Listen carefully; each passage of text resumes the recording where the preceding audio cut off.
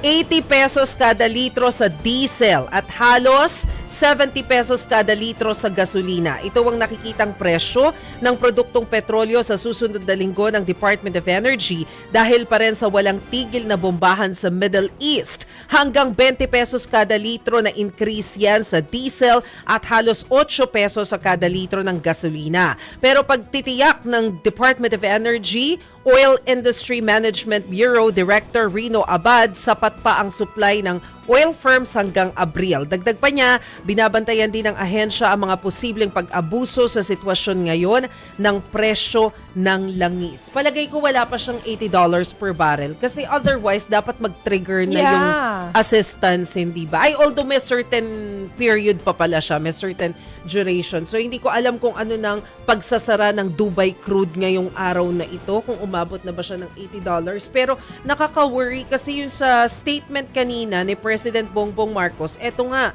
yung sinabi rin ng Department of Energy na, asa na ba yun? Yung almost 20 pesos per kilo, ay per liter ng diesel, yung itataas by next week. Eto, to be exact, eto po yung sinabi ni PBBM.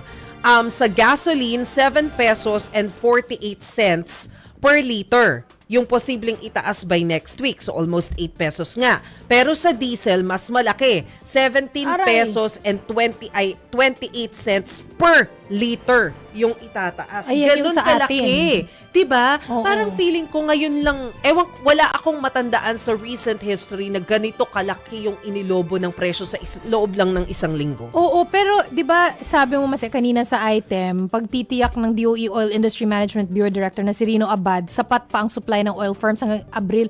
Ibig ba sabihin nun, hindi ko alam kung diniscuss sa palasyo, pero ibig ba sabihin nun ay kahit lumampas o kahit umabot ng 80 pesos per barrel ay hindi pa rin tataasan yung presyo ng fuel kasi meron tayong sapat na supply? Dapat yung inventaryo, 'di ba? Hanggang Abril? Actually, matagal na siyang kino-question eh. May mga nagtatanong na paano nangyari na kung, kasi ang sabi ng Malacanang, ang supply daw natin within aabot pa ng 50 to 60 days, 'di ba? Yung supply natin.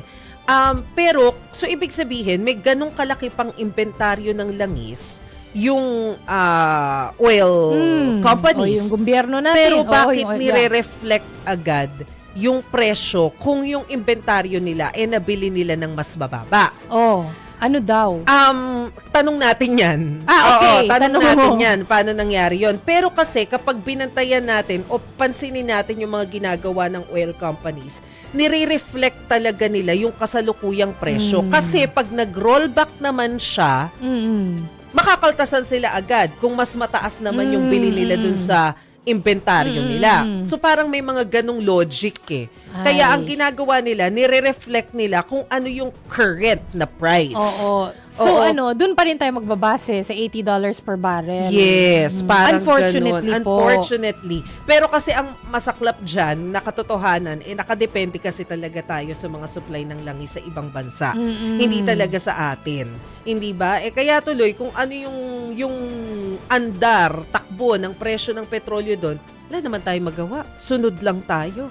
Pero, yan, kung magpapa-full tank na tayo, Chiki, ang masaklap kasi dyan, paano kung wala kang pang pa-full tank? Yun lang nga kasi syempre, kadalasan naman, marami po sa atin, ay nagbabudget, di ba? Oo. Hindi naman pwedeng lahat napunta na lang dun sa gasolina. Kailan pa yung next payday nyo? Correct. Anong petsa ba ngayon? March 6. March 6. So kakatapos lang nung sweldo, nung katapusan. Nakakaisang linggo na tayo. So isang linggo na natin kinagastos yung nakukuha natin kada kinsenas at katapusan. Ano na tayo?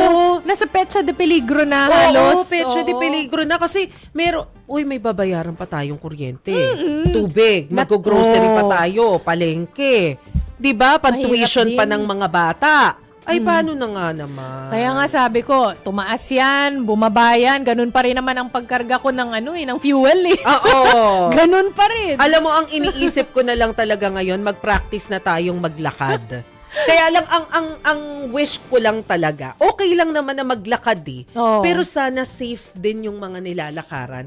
Kasi nakakatulong siya, aminin natin, sa pagtitipid. Lalo na kung ikaw lang naman yung sakay ng kotse na ida-drive mo. Kung walking distance lang naman yung pupuntahan mo, okay lang. Ang problema ko, ang concern ko lang, halimbawa yung mga alanganing oras, mga gabi na, for example, may mga areas din kasi, kahit yung dito sa malapit sa atin, Oo. na hindi bukas yung poste ng ilaw.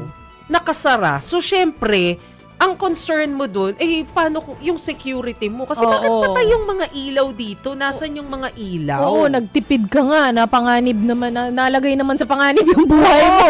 Kaso, wala pa tayo sa puntong nagsisave tayo. Patay na talaga yung ilaw dun eh. Bakit pa hindi nabubuksan yung ilaw dito sa may area ng fast food dyan malapit sa atin? Hindi ko maintindihan talaga yan. Diyos ko. Oo. Pero yung mga yung mga parehas naman sila ng pinapasukan ng mga office, pwedeng mag-carpool. Yan. Saka maraming gumagawa na Carpool, niyan correct. Nagka-carpool. Uy, in fairness i-share ko, yun dun sa condo namin, sa tinitirhan namin, meron silang carpool. Yung halimbawa, yung lahat ng mga empleyado na papuntang BGC, Oh. meron silang pinoprovide na isang van. Yeah, Yung oo. lahat ng mga gustong pumunta doon, sabay-sabay na sila. Okay yun. Tapos magpapatak-patak na lang sila ng gas, bayad doon sa Oo. driver, tapos sabay-sabay na sila papunta doon. Better, 'di ba? Kasi mas tipid nga naman, nakakatulong tayo, tipid sa petrolyo, at the same time tipid sa pamasahe nila, tipid sa Correct. gasolina rin Oo. nila. Pati yung mga estudyante, pwede mag-carpool. Kadalasan sa kanila, nagsuschool bus. Yes. Okay din yun. Oo. Oo. Kasi usually, dati naman, yung school bus talaga, it's because yung mga parents nila, yung mga magulang po, busy. Hindi pwedeng maghatid sundo. Correct. Kaya school bus na lang talaga. Pero ngayon, mas practical nga talaga mag-school bus. Pero alam mo, never ko na-experience mag-school bus. Oh, pero gusto mo ba? Kasi parang nung bata tayo, 'di ba? Parang school bus parang nasa US. Di ba? Parang sa mga movies. Uy, naka-school bus, so siya. Parang sa mga pelikula, di Alam ba? mo, never ko na-experience kasi syempre usually yung school bus pagka elementary ka lang, di ba? Yung school ko nung elementary, kapitbahay lang namin.